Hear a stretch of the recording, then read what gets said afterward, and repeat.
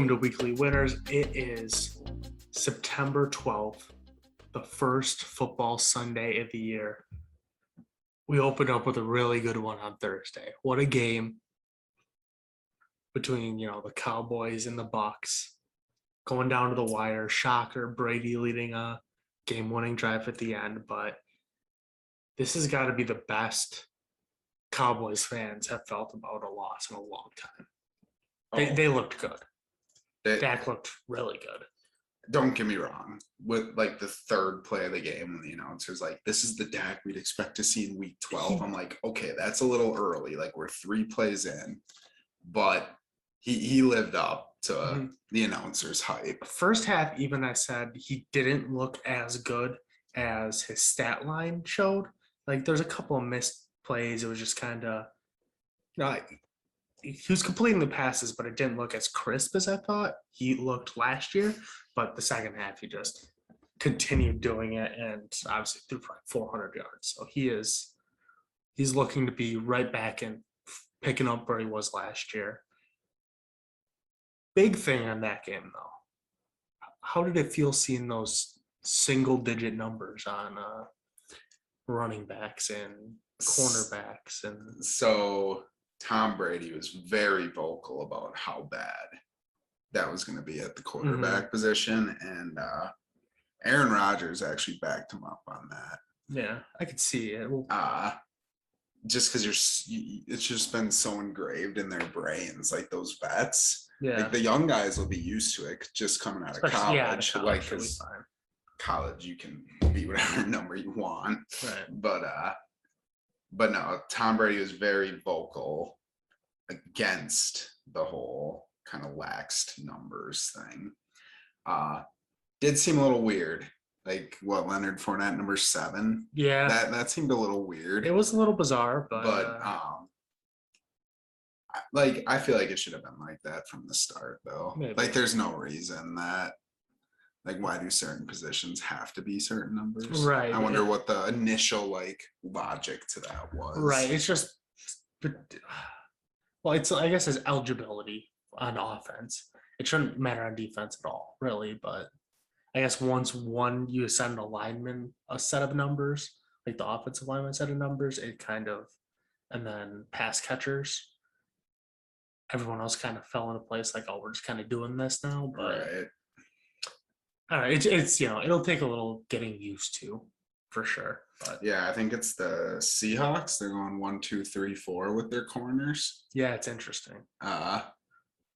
Which, I'm guessing there's a lot of guys on every team gunning for number 1. Right. These teams are playing I play franchise on Madden. Right.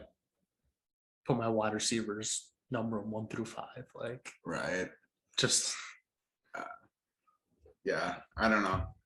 It's interesting. We'll put it that way. Yeah, but our bets for that Thursday night game, I performed exactly how I said it was. One of these guys was going to go off between Evans and Godwin and the Bucks money line. A little closer for comfort than I would have liked, but I go up about a half unit based on that, 1-1. What I expected to do. You bet several more lines and one big one hit for you. Yeah, so that Godwin first touchdown, he actually scored, I think it was the first touchdown in 4 or 5 games last year. Yeah. He's a big, slot receiver. And the Bucks last year, early on, they ran the ball a little more, but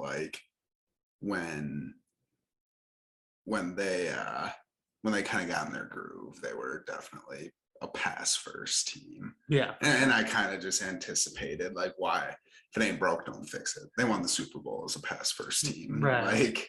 And speaking of that though, what do you think about Ronald Jones just getting straight benched after the fumble? Nothing. I saw a lot of people hyping up if you're in a dynasty league, go get Ronald Jones right now because there are 0 running back free agents besides him next year, and he'll just get signed somewhere if they're just not going to use him. If it's going to be Fournette's team, Yeah, and I'm guessing they're planning on letting one of the two go. You don't Right, go and there's pick up a third gonna- down back.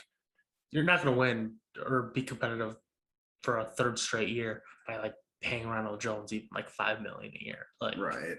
But even if you look at it, you can't right now they were splitting carries last year, and now you get a definitive third down back.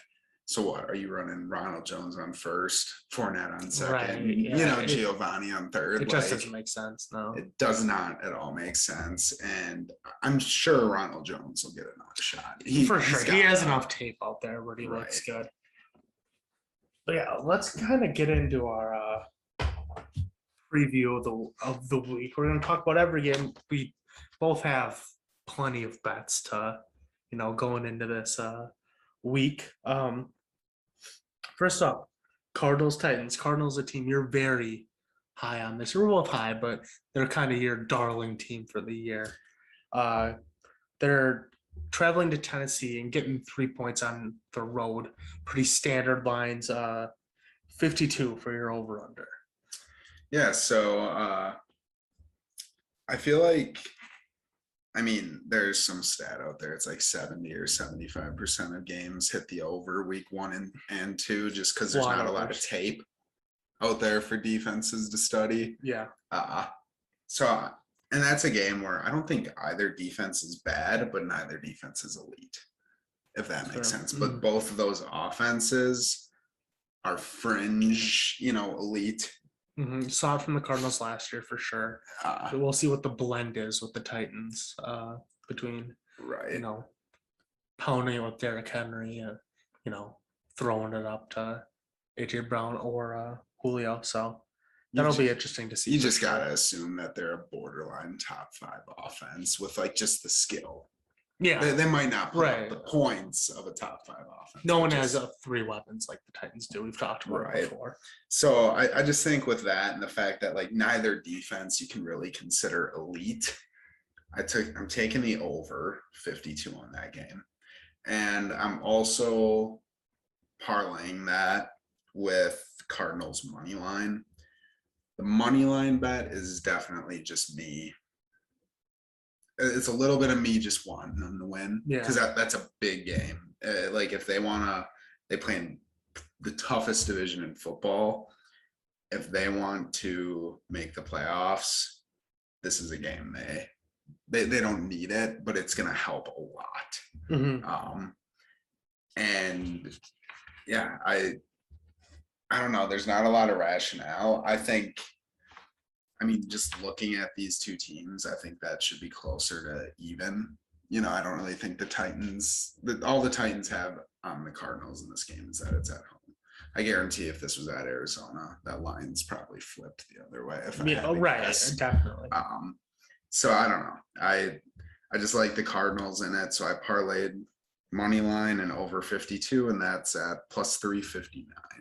This could be a whoever has the ball last wins type game. And so that's what I thought too. And I think the Cardinals are more built to have the ball last, to get on that last play or last drive. I think it's such a toss up, which is why I'm not betting any of the lines or the over under in this game.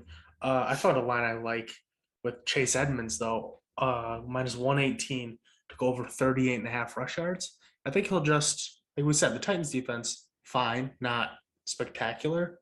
If Chase Edmonds can find 10 carries, I don't see this really being an issue for him.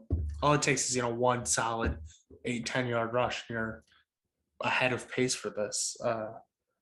I just think he sees the opportunity, and it's not even that much of an opportunity that he needs to hit this number. Right. And they do have James Conner, but it's not. Well, I know firsthand, James Conner stinks. Right. It's not, 2017 James Conner, 2018. Right. He's fine. They wore him, but he's not one of those definitive RB1 backs. They just wore him out. It took only 2 years, but they just wore him out. He just doesn't seem to have that much left in him. Moving on to the Jaguars Texans, and to bet, I think I talked you into over the last couple of weeks. Yeah. It's the Texans money line. You got a home dog against a rookie quarterback, and it is with a brand new coach, and it is simple as that. And the fact, so the Jaguars defense is worse than the Texans. Yeah. Just that's a fact. I'm like, why are we all doubting Tyrod Taylor? I'm not. Like, I'm starting him in fantasy this week. That is unless. Yeah, still starting him in fantasy this week. the trade did not process. I think I have a message, but that can wait. Not too much longer though. Don't have too long to hold off on that one.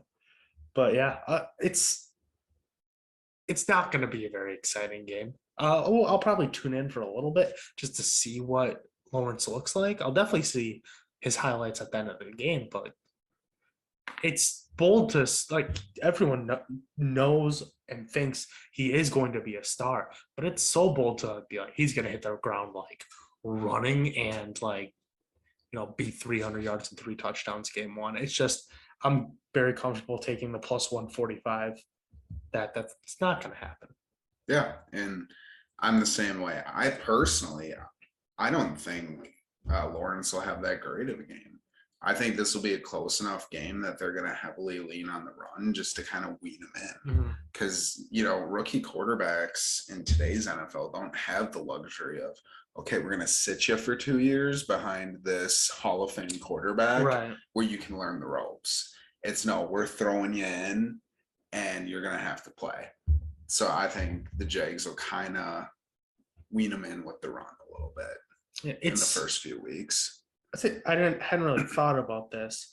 We all thought about like the adjustment for Urban Meyer from college to the pros, but almost more of an adjustment is how do you handle losing for a coach who hasn't had to deal with much losing in a decades. Like this less pertaining to this game, but how do you react when you're 1-4? Yeah, I don't know. Never really know. And a guy like that could lose a locker room quick. I'm not wishing failure on him, but college, these guys are professionals. You can't be like, terrible game out there last week, guys. That was pathetic. Everyone get on the line. We're running wind sprints. They're just not going to respect you like that. You just can't coach like that in the NFL. And so we'll see how he adjusts. Moving on to I've heard a lot about this game. Chargers go into Washington to match up with a football team. They're catching a point. So 1 point dogs for the road team. It's pretty much as close as they get. It could be a pick 'em if they wanted. And let me let you in a little secret here. That football team, they're winning their division. They are. Unfortunately, so are the Chargers. So I got the Chargers minus 115 in this one. I believe that you can get a little bit juicier odds on that now. We bet these a couple days ago. We kind of went over our line. So you take what you can get. Some will help us, some will hurt us. So we'll make note of it if we think a line has majorly moved since we took it, but just know that it's 5-10 here and there where it's gonna be your odds might be a little bit different, and that might just change from sportbook to sportbook as well. Yeah. This game, my gut tells me the football team is gonna win. Mm-hmm. I just don't like it enough to bet on it. And I searched through the player props, and I just didn't like any of them. Mm-hmm. I mean, Herbert, I think he was like low to mid 200s, like passing yards. Justin Herbert could very well go out there and beat Justin Herbert, but the Washington football team could very well go out there and put up an incredible defense. Oh, it's very possible. I don't like any lines, any player props, and I am not touching this game. I wish the Cardinals Titans game wasn't on because I would love to watch that game. For sure. Even though in this household, the Steelers game. We will get there. The next game, Vikings at Bengals. I've seen this as such a trendy underdog. You get your home dog Bengals, like give them +3, sprinkle the money line. Like, let's not get too cute here. the Vikings are better than the Bengals by a significant margin. Give me the Vikings -3 here and watch them win by 7 or 10.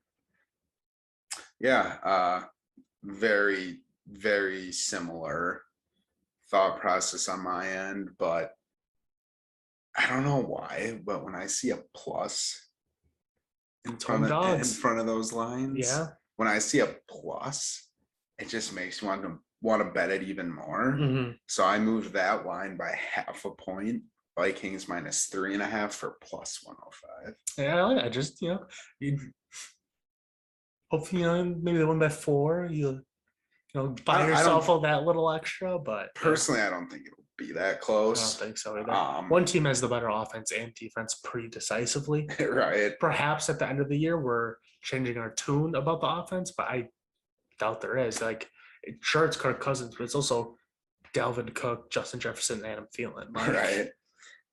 But no, I seriously contemplated. It was either I was going to take it like -3.5 or move it to like 6.5. Yeah, I go crazy with it. Like, I really don't think it'll be that close of a game. Mm-hmm. For sure. After that, we got the Sam Darnold revenge game. Jets at Panthers. Jets getting 5.5. Which I would have guessed it would be more like a +3 -3 line. Felt a little closer than that, but where it stands, I don't really like either side. They're 5.5. It just seems it's right in the middle there, where it's 5, not really the football number. Not seeing a lot of 5-point victories. So you got to hope that it's if you're betting on taking the Jets, that it's they're losing by 3 or 4 more likely, so that 5.5 isn't helping you too much. It's a weird line. Don't see a lot of them in that realm. So what I'm going with, despite your overstat, I like the under here. 44.5. It's 2 new quarterbacks on 2 teams that aren't extremely talented.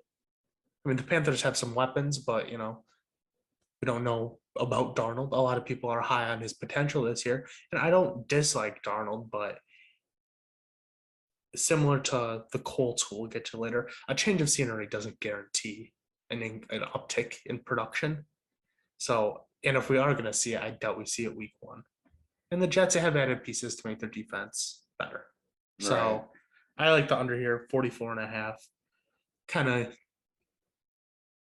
I just don't see it being a 28-21 type game. Yeah. And that's the thing. Christian McCaffrey could score 3 touchdowns, and that might be the only 3 touchdowns. Yeah, it'll be 21-10. Pretty easy. I once again did not bet this game. I advocate hard for Sam Darnold. I love him to death, and I think he was just hit with the curse of being drafted by that terrible organization that is the Jets. I love him so much, but I need to see it first before I'm willing to bet on the kid. I was a large advocate of what's it going to cost here. Why wouldn't the Steelers give up like a 4th round pick to bring him in? Just see what you have. Right. Like, he's instantly has like better weapons, a way better defense. Like, he's just in such a better situation. Like, maybe just clicks. But yeah, no, I love the kid. I'd like to see it first. Yeah, that's all. That's his old team. It's a great opportunity to show it. Right. Next up, we got Eagles going to the Falcons. Only 3-point underdogs for the Eagles. 48.5 the line. Again, I would lean Falcons -3 here, but Hurts did, and I don't believe it hurts, but that Falcons defense isn't good. Oh no. So he might be able to just run all over them, slinging around a little bit. I mean, we went over it with our underdog picks. I like Devonta Smith to have a lot of receptions in this game. But the line I love here is Matt Ryan, get him over 2.5 passing touchdowns for +189. This Eagles defense is bad too. Matt Ryan's going to throw the ball 45 times. At least he's going to throw it all over the field. You got Kyle Pitts there. You got your boy Russell Gage, who's going to, be stepping into kind of that WR2 role. And obviously, we talked about it with our player props, but you got to find out if Calvin Ridley can be a one, but he's caught plenty of touchdowns over the past couple of years. So I'm hopeful for this line. I can't believe I'm getting at almost 2-1 odds, plus over 2.5. I don't see, the Falcons getting 2 rushing touchdowns really in this game. Right. One of my out there parlays I have has Matt Ryan at least 3, so essentially the same. But no, so I do have 2 bets, which if we turn back to the Jets game, I actually did have a player prop. Okay. Tevin Coleman over 50 rushing yards for plus 175. RB1 rookie wideout. Carolina defense isn't much. Right.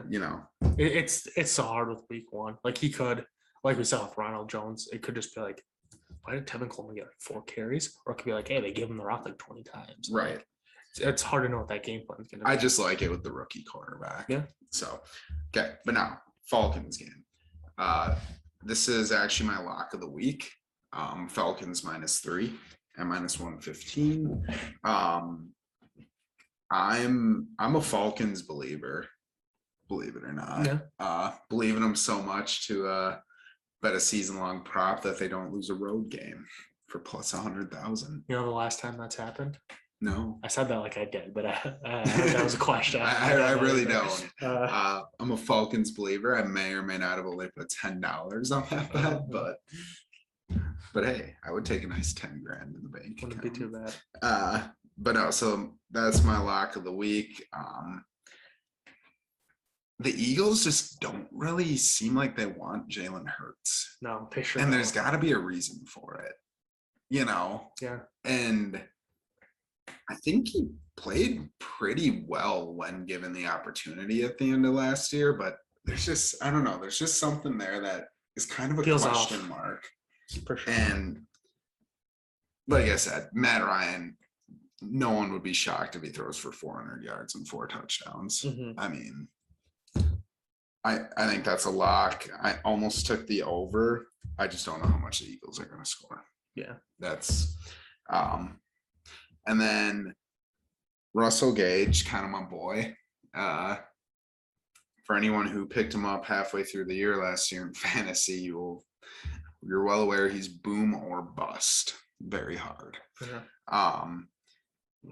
So I kind of moved his line a little bit. I believe it was at 53 receiving yards for the game. I moved it to 103, and here's why. So, Ridley is obviously going to be the primary guy they're going to try to lock down. I think they're going to try to lock down Pitts. They're going to view Pitts as that second guy, and I just don't know if he'll be there game 1. I think Pitts is a very, very good tight end long-term, yes, but it's game 1 of his NFL career. I think this is another we don't know the game plan type thing. Like Right. A buzzkill for you could be that Kyle Pitts is lining up basically in the slot, like spread out on like 40% of snaps, which is going to way increase his targets. Oh, yeah, and that very well could. I don't know. I'm just willing to bet that Russell Gage is at plus 488.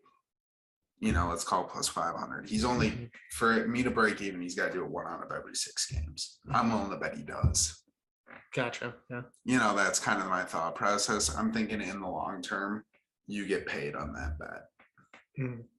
So you said Falcons -3 is your lock of the week. Remind me when we get to mine. I've got a little proposition for you. Okay. On our locks. But moving on, Steelers at Bills. Steelers catching 6.5, which I've also kind of heard as a trendy underdog pick. I don't bet on my teams during the season, like on lines like this. full transparency, at the start of pretty much every season, I put a fairly hefty bet on my team to win the championship. It's the reason I paid rent with Bucks when the Bucks won the championship this year with that money. But so did that.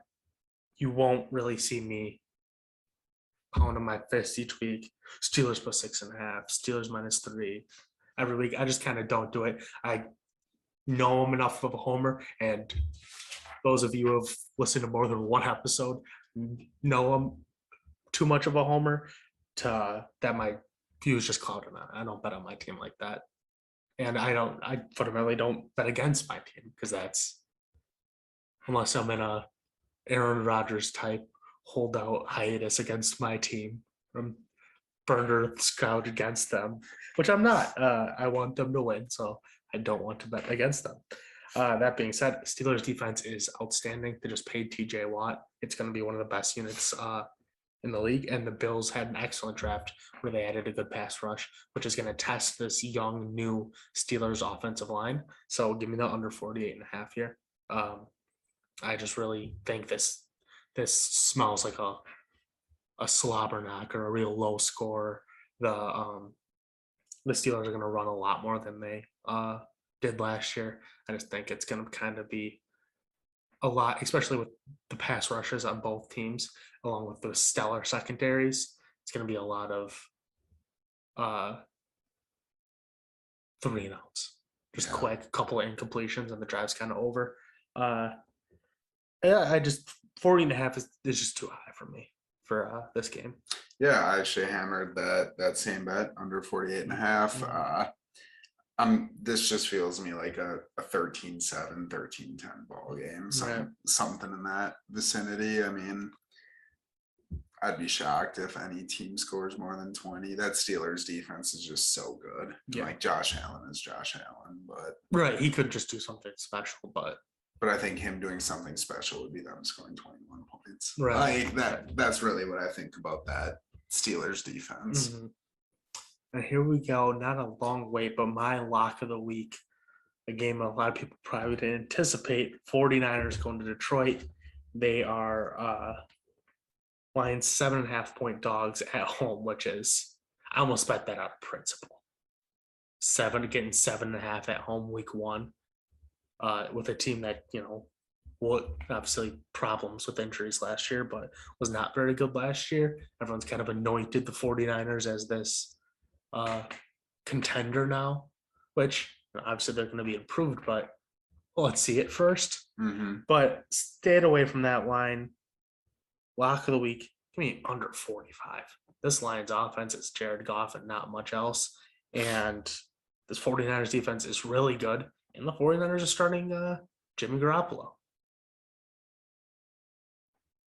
Yeah. The 49ers going to score 35 points to cover this over? No. And even if they do, Lions might not score 10. So this line should be at 38. This under feels automatic to me, and that's why it's my lock of the week. And that's why I'm confident offering up this bet for our season-long head-to-head lock of the weeks. No odds or anything, just record on locks of the week. Loser has to buy and wear an NFL jersey of the winner's choice on an episode. The humiliation of, I immediately popped in my head. I know you'd probably choose for me. Be pretty bad for me to wear Brady Patriots jersey. I wouldn't enjoy that at all. I got a few ideas kicking around for what a Packers fan wouldn't like to be seen in. Maybe a Vikings Favre. Vikings Favre would be tough. Don't do a Dalvin Cook. I love the kid. Oh, of course, yeah. It pains me to say it. I just love Dalvin Cook. Right. There's putting you in the the purple and yellow, but then it's got to be a player that broke your heart a little bit. Right. Like you put me in a Baker almost be worse. If I had to own a Baker jersey, you could put me in Ravens purple and black, and I wouldn't like it. But Tom Brady's like giving me way more heartbreak than any team in that division has. Right. Yeah, I'll take you up on it. Right. So we're just doing the record. Just record, yeah. We'll figure out something if there's a tie, but yeah, there is 18 weeks now. Right. There's a tie. We both have no. We'll figure something. Yeah. So yeah, that Niners-Lions game. I'm not betting it. I'm kind of the same boat as you in the fact that like I'll see it when I believe it from the Niners. Mm-hmm. I really do think they'll cover, but I guess you never truly know. I mean, Lions new QB, new head coach, new WR 1 or 2. I forget what they're. I don't know what they put them on the depth for. But you know, a little offensive shakeup. Right. None of their running backs are criminals. Right. That's great development. But yeah, lots of unknowns. I don't really like to bet games with unknowns. Yeah. Unknowns on both sides. I can't really blame you for not wanting to invest any energy in this game tomorrow. But I'll be very invested with my lock of the week. Moving on, Seahawks at Colts. Your typical. I don't think Vegas knows what's going on in this game. I can't blame them because I don't either. Away team, it's a -3. Seahawks -3. Colts catching 3 at home, which is intriguing. Some that I've seen over under 50, pretty standard lines. I was thinking about the Seahawks here, but then I kind of looked back. The Seahawks, for as respected as Pete Carroll is as a coach, and you don't really like to give those good coaches time to prepare. The Seahawks are horrendous in week ones. They're just really bad over the past 3 or 4 years. They lose to teams they shouldn't. They don't put up fights against good teams that they play. But I also don't believe in the Colts. And I think the Seahawks are down this year. So I'm not taking either side of this. I like Jonathan Taylor over 75 rush yards for +104. Again, it's an opportunity thing. He's very talented. This Colts offensive line is excellent, and the Seahawks defense isn't what it used to be. 75 yards seems, I don't think anyone is surprised at a 90 or 100-yard game any week out of Jonathan Taylor, just with how this team is, put together and what you think their game plan will be. Like, are they going to ask Carson Wentz to do that much, especially coming off, injury and COVID? I just don't think so. I think they'll lean on him this game.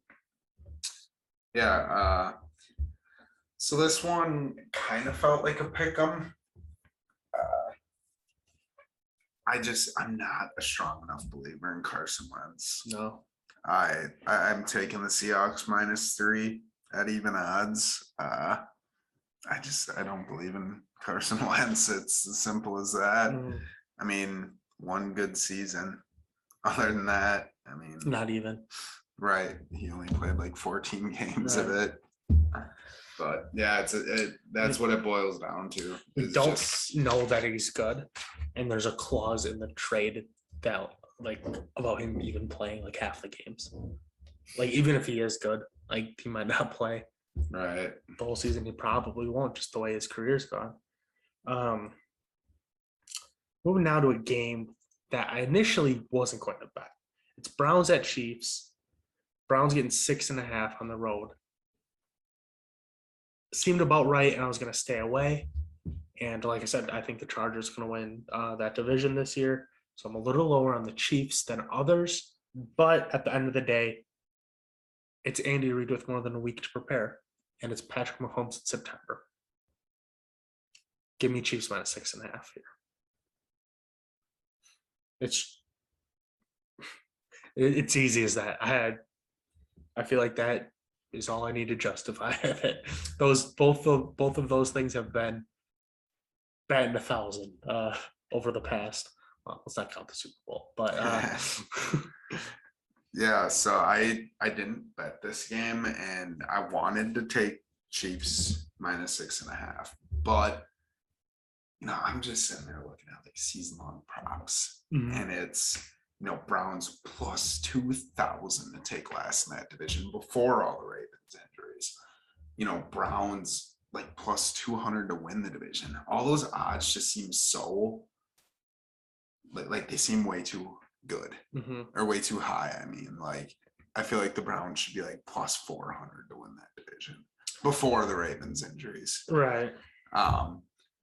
And it just feels like Vegas knows something that I don't. It's a complete roster. It's just right. It's kind of last year's kind of weird. Like Baker was better when Odell was out. Like, what's that all about? Yeah. Now he's back. Is he gonna like just he hasn't been Giants Odell in several years now. Like it seems to me like sports books don't want you to bet Browns winning the division. Yeah. Or that's kind of the vibe I'm getting, and I don't know why, and that's kind of why I'm staying away from them playing a good team. Well, before all the Ravens injuries, the Ravens were the prohibitive favorite in that division over the Browns, slightly over the Browns. But that always confused me. I just like looking at the Browns roster and the roster moves that the Ravens had made. I just didn't see how the Browns weren't the favorite. So that was always kind of weird to me. I don't see how the Steelers, in my eyes, it is the Steelers division. Like, I am sorry, Jere, but because that probably is the biggest jinx ever. But yeah, I just don't see the Browns. I'm just staying away from this. It seems like bookies don't want you to bet on the Browns to be good, and therefore I'm not going to bet against them. Perfectly comfortable with this. The Chiefs bet here. We go to Broncos at Giants. Giants, another home dog, +3 at home against a Teddy Bridgewater led Broncos team. Excellent defense on both sides of this. Thought about the under, but it's at 41.5, which is you can fluke over 41.5. Right. And I'm certainly not gonna take the Giants +3 because it's Teddy Spready Bridgewater. He covers. That's what he does. He might not win, but he covers. So despite I won't take the line, but I will take the money line. I'm taking the Giants money line here. They're at home. They have a good defense and they have way more weapons on their offense than the Broncos do. And I like Teddy Bridgewater, but is he like definitely better than Daniel Jones? It's possible, but I just don't think the Broncos are going to be able. They'll have a good defense, but they won't be able to score to support it unless that defense is so dominant that it's giving them like drives starting in opponents on the opponent side of the field. But like you can't count on that more than like once a game. Yeah. So I don't know why I have no bet written by this game when I definitely put real money on the Giants money line. I just think they're the better team.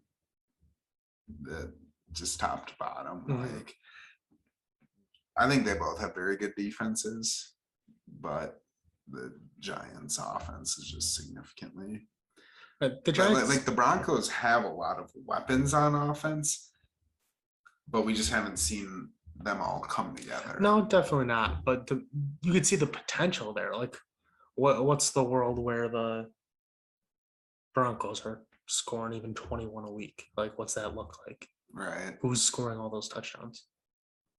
Right. Like I'm very high on Jerry Jeudy. I think he's gonna be great, but like he's not gonna score a touchdown every week. Right, great is like 10, maybe 12 touchdowns a season. Like, I mean, we haven't seen a lot from Javonte Williams. No.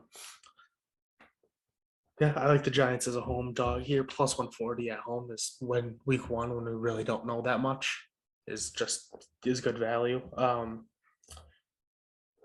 If we go to Jacksonville for Packers at Saints, obviously the Saints I think will not play in New Orleans in September, I believe is the current word on that. Unfortunate for them, a team I am high on. this game it just feels weird to me. It's pretty much the only one I'm not gonna bet. I just don't really see a side that I like on. I could talk myself in and out of all of these bets. Right. I typically don't bet Packers lines. I am in this one. I'm taking them at -4.5. I just think it's more so because I kind of want Rodgers to do what he needs to do so he doesn't look like a complete buffoon this offseason. He needs to go out there and be an MVP again. Otherwise, all of his antics and stuff this offseason, he just looks stupid. Yeah. And I think he'll do that.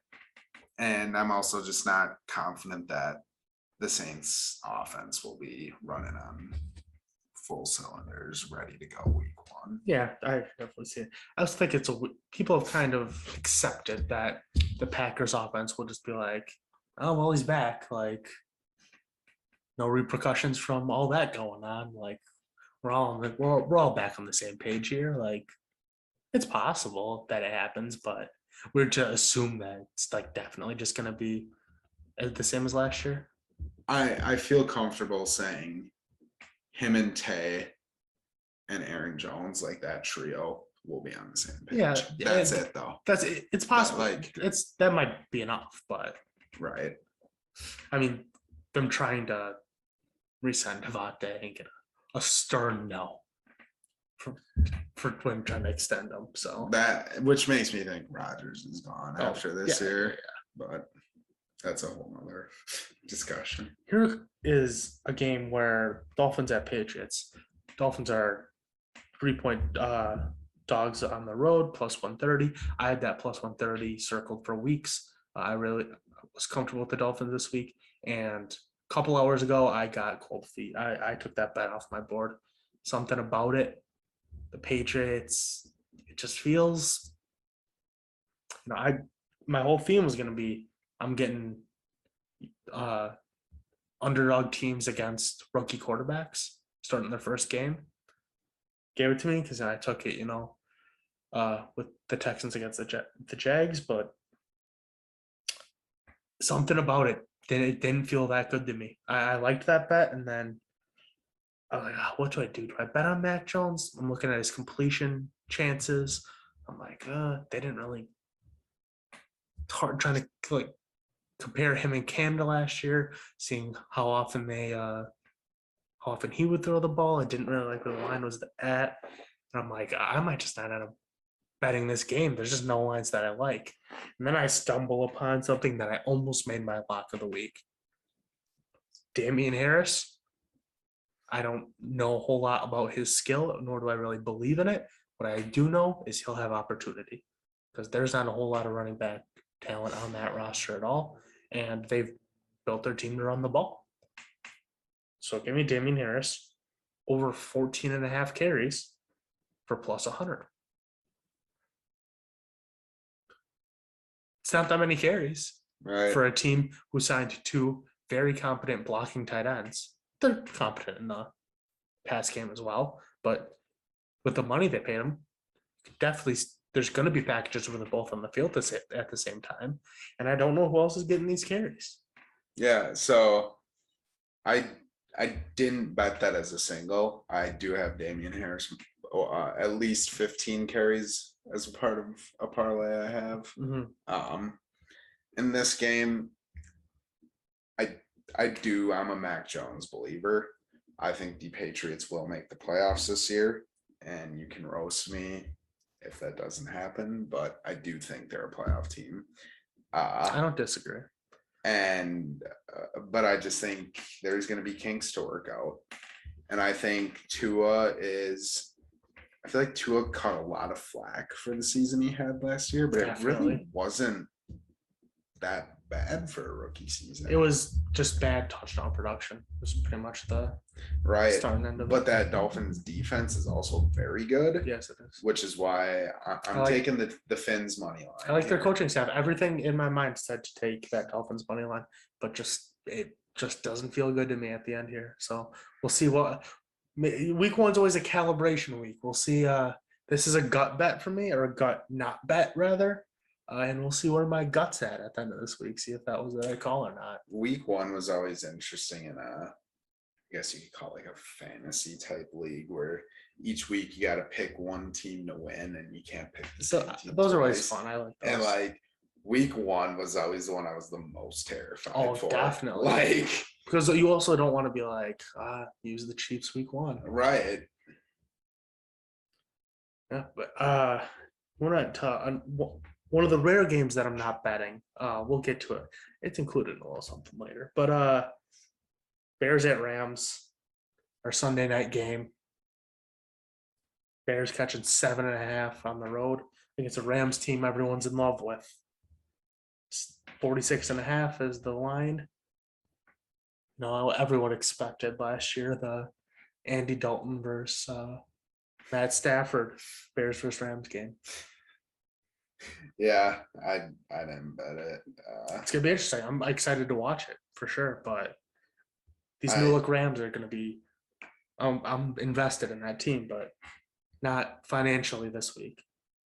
Same. I do love the Rams. I love Matt Stafford. As much as it pains me to say, I would give up the Packers winning the Super Bowl if that means Matt Stafford can win one. Really? He deserves it. I mean, a lot of guys deserve it. Not like Stafford, though. Did you watch that Calvin Johnson interview a couple weeks ago? Yeah, that just how bad that organization is. It's I just think, I don't know, Stafford. I think he's gonna easily be a Hall of Famer. I just think he deserves one. I hope he wins. Not this year, just one in general. Right. Hopefully in a rebuilding year for the Packers. I'm seeing, I said it now that I realize these things separately, that both I wasn't betting any lines on this game and it was the Sunday night game, but saying them next to each other, I'll find a line by 7:30. Oh yeah. It's what do I do? So when your bets from the noon and 3 o'clock right, hit the account, it's we'll know how it's going. With that, quickly touching on, I'll do this first. This is, I don't know if this is gonna be a weekly thing or not, but this week I love it. This is my how could it possibly lose teaser of the week.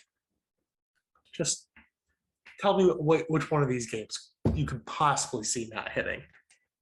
49ers minus half a point. So the 49ers money line against the Lions.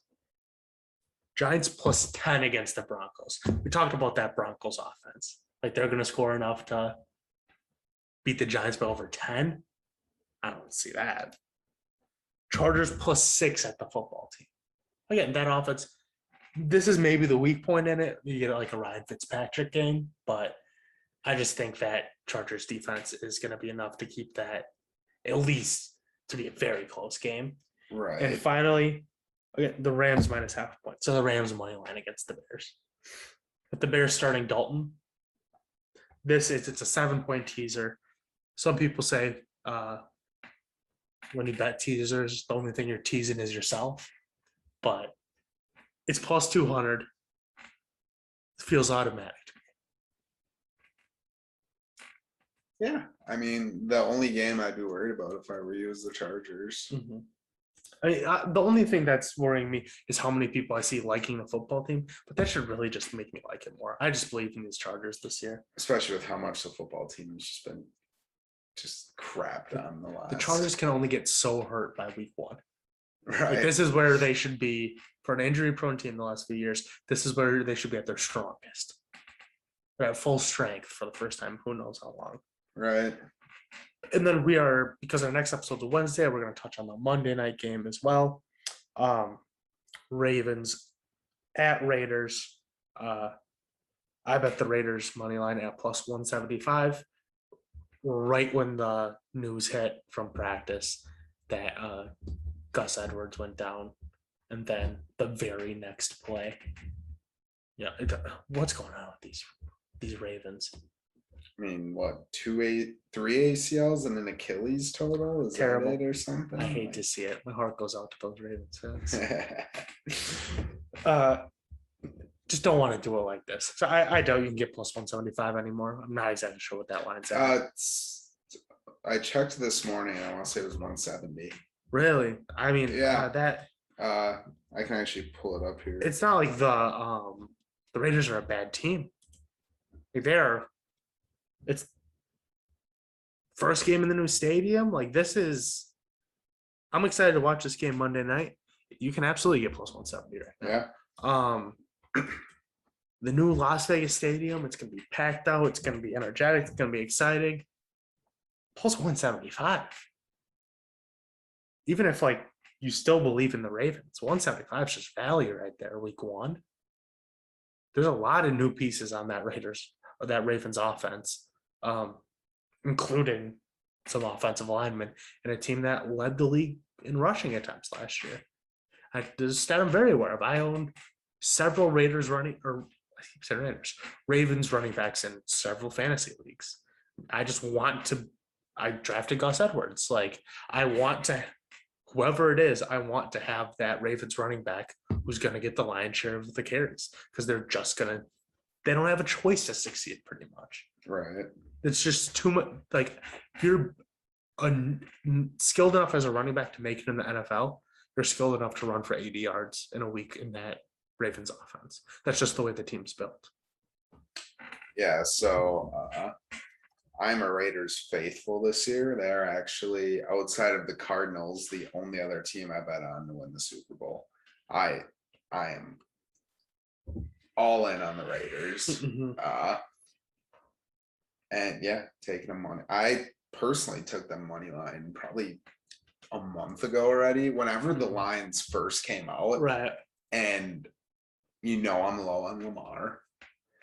And that defense got worse. Now even more worse. And now that offense also got worse. So I'm still taking the Raiders.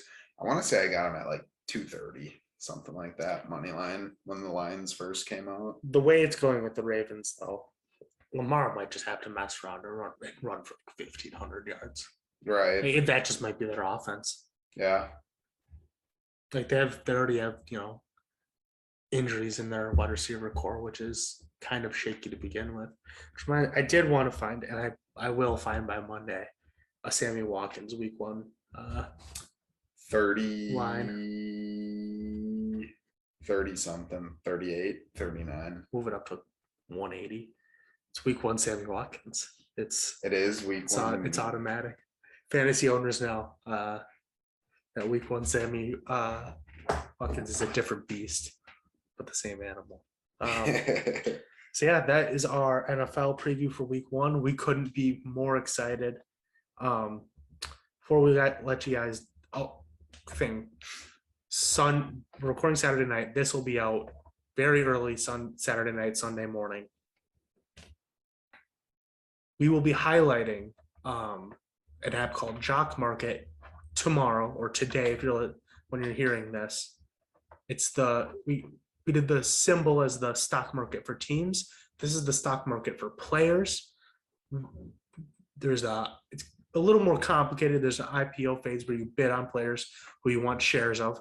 We'll be doing about the last 10 to 15 minutes of that IPO phase, bidding on the players that we want it'll be the noon slot, correct? Yes. For the noon slot of games. No, they do all day. We'll be all day. And we'll film it and we'll put it out as exclusively on the YouTube. It'll be a 10 to 15 minute video showing how the app works, showing who we like at what prices. And so, it's weekly winners on YouTube. And if you guys like that, we're kind of considering maybe going live on YouTube for the last 10 or 15 minutes of that IPO phase, because it's an app that we really like. We'll explain it a lot better in that exclusive video tomorrow. And we're just excited to, get back into it. It really is the best with, we do it a little bit in NBA, but it works best with football. Yeah. Got that week 1 Sammy Watkins line for you. Okay, lay it on me. The highest you can bump it up to is 111 receiving yards plus 903. Might have to. It did bump up from this morning when I looked. It's up to 41 is the line? Is the line currently. But yeah, you can, and that's minus 115. I'll find something I like before Monday. Before we let you guys go, I do want to touch quickly on college football. The day we just had, Ohio State gets upset after looking shaky in week 1. Yeah, gets beat by Oregon. I had an all-time bet where I bet over 61.5 and 62-0 the final score. Auburn. The Auburn game. They really showed me. That was kind of my strategy this week. I also bet you just see these massive spreads with like 50-point favorites. I think they're 55-point favorites. And then the over-under was 61.5. It's like, well, if you think a team's going to win by over 50, like this over-under field. But that is where you get in trouble with college because teams will lay 0 like they did in this game. But Ohio State, the big story, and this is the big question on my mind. Where are they going to be ranked next week? They'll still be top 10. And the Ducks were 12. It's a massive problem in college football right now. I don't know if it is. I think if they're 10, I'm okay with it. This is the kind of thing. Clemson loses, right? They go down to 6. That was the hardest game on their schedule by a lot. Right. So what putting them at 6 says, if they win out, which shouldn't really be a problem for them in the conference they're in with the rest of their schedule remaining, where's the world where they're not in the top 4? Like someone's going to falter in that top 5. But I don't necessarily think that's a problem. They lost to,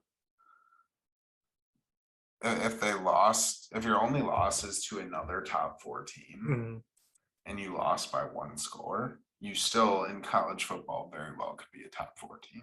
Not if your name isn't Clemson. I think it's purely on. If Bama loses to Georgia, they're still in there. But Bama will have other quality wins if they lose just to Georgia. Clemson really won't. That's fair.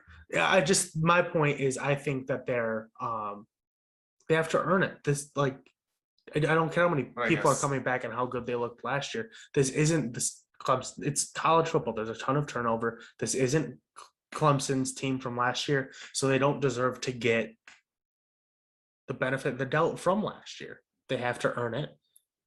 And so maybe they blow out the rest of their schedule and they look outstanding and they truly make people believe that week 1 was a fluke. Sure, they can build their way back, but like putting them at 6 doesn't say they have to build their way back. I think it's too much of reliance on these. Why are teams ranked before the first game? They shouldn't be. I think it's too much of a reliance on that because then you're using that as a benchmark. You're saying, hey, this team we know very little about, we're going to give them this ranking, and then but it's something to fall back on. Like, well, we were ranked in the top 4. Like, we can't really fall that far. So, you're not falling at all. You're 0-1. So I guess your argument for Clemson, though, like, what do you think about Oklahoma? It's the Big 12 isn't what it, like Texas football isn't Texas football of the early 2000s. I just don't think they're like, it's not just Clemson. It's not just Clemson, but that's the bit, like, just seeing them at 6 was kind of stood out to me. I was like, that's high. Like, how can you say it right now? Because the ranking right now is in order of worthiness to make the final 4, to make the playoff. So we're saying after that week 1, Clemson more worthy than UCLA. They're 0-1. They shouldn't. Right, but I mean, the thing is, like, Georgia's the pretty much unanimous second best team in college football, and you lost by a score. It scored 3 points. I think that matters. If you lost 45-48, It was a duel. Like you showed, you're competent off, and any team in the country can lose to Georgia. I promise you that. They're all capable of doing it. Oh yeah. Like 6, like I don't think you could be in the top 10 if you're a 1-1. Just a personal opinion. I just think there's too much of a skill gap in college football for you. Like, I just feel like there always has to be a one-loss team because they schedule just such big games. Sure, they can be a 1-loss team when they're No, not. I'm saying an 0-1 team. They schedule so many big games week one Mm-hmm.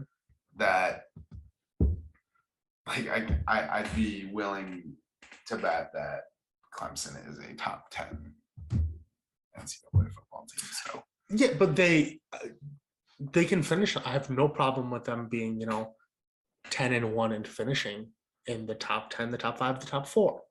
But they shouldn't be there now. yeah, I just don't see a problem with it. There's just such a big skill gap in college football that. But let's see that skill gap. Let's see him beat a team by 60. And that's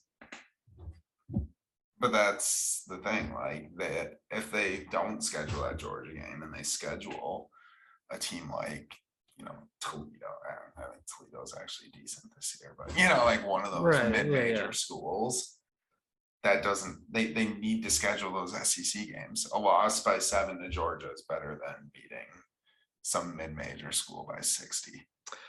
I think Clemson has the name recognition that they can, if they just go undefeated, like they have to put them in the top 4.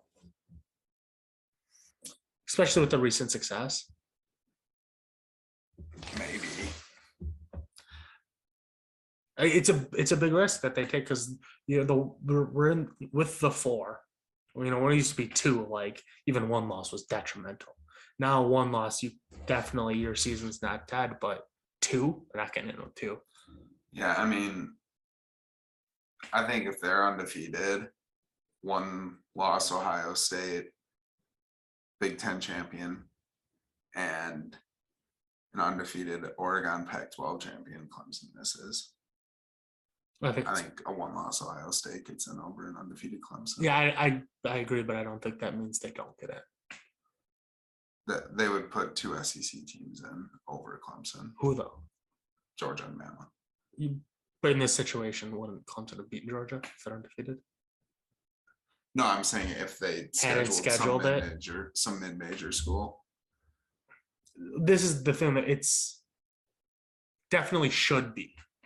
But because they're so good over the last 3 years, I think they'd be like, how could you leave an undefeated Clemson out? I just don't think they'd do it. I just think if there's a world in which they schedule a mid-major and you have an undefeated Bama, a 1-loss Georgia, a 1-loss Big Ten championship Ohio State, and like an undefeated Oregon. I think they'd put them in over Oregon. I don't think so. Not with that Ohio State win. Oh, you're saying so? In this situation, Clemson's schedule is different, but everyone else's. Yeah. You're saying if Oregon, if they have that Ohio State, because I'm saying it's advantageous for them to schedule that Georgia game.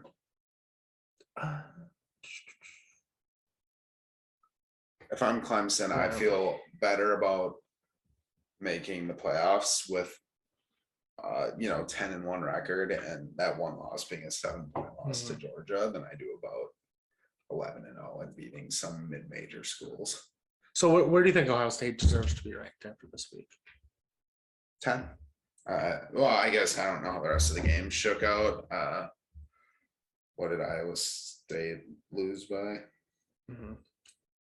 I guess that's right around where they're gonna, what their debate is gonna be. Iowa State. Yeah. So, yeah, Bama won, Georgia won. They'll be 1-2. Oklahoma won 76-0. They'll move up to 3. A&M will move up to 4. Clemson will move up to 5. Oregon might be 5. Clemson might stay at 6. Cincinnati won, Notre Dame won, Iowa won. I think they'll be 9 or 10. Ohio State will. They just haven't turned out a good performance yet. Right, but it's the whole name recognition. That's the thing, is they're ranked in, they're ranked at very high in the pre-season rankings, which is like something to fall back upon, which is it benefits your school based on just a guess of how good you're going to be in the preseason. So, but name recognition is the biggest detriment to college sports. March Madness, your previous success over your last decade is determined in bracketology. Yeah. And that's like the Badgers made those Final Fours. Mhm. So you knew if the Badgers were 500, they were a lock Right. for the end. It's just so, hey, how do you do it? Like, it's completely ridiculous to choose the top 4 teams by opinion, but there's too many teams and too uneven of conferences to do it any other way. That's why I think there needs to be some sort of realignment or an expansion of the playoffs. Mm-hmm. In my ideal world, I think I've said it on this podcast, all Power 5 conference champs win. The best non-Power 5 school, and then 2 at large. Yeah. Just the more you're in, like, then you can put Clemson in with 1 loss and be like, all right, like, let's see, like, maybe you are like a fraud this year, but we don't have to exclude someone else, right, to let you in. And you give a school like this year, it's kind of looking like it'll be Coastal Carolina, right? Like, I mean, it was UCF for what, 2-3 years in a row. You give those schools a shot. They keep saying they don't get one, then you give them a shot, and 2 at large, you can still get probably 3 SEC teams then, because there's no doubt in anyone's mind if there's 8 teams, A&M, Georgia, and Bama would be in there. Maybe it's 3 years after that's implemented, and it's still like Bama wins 2 championships and Clemson wins 1. And it's like, oh, well, guess it didn't really matter. But right.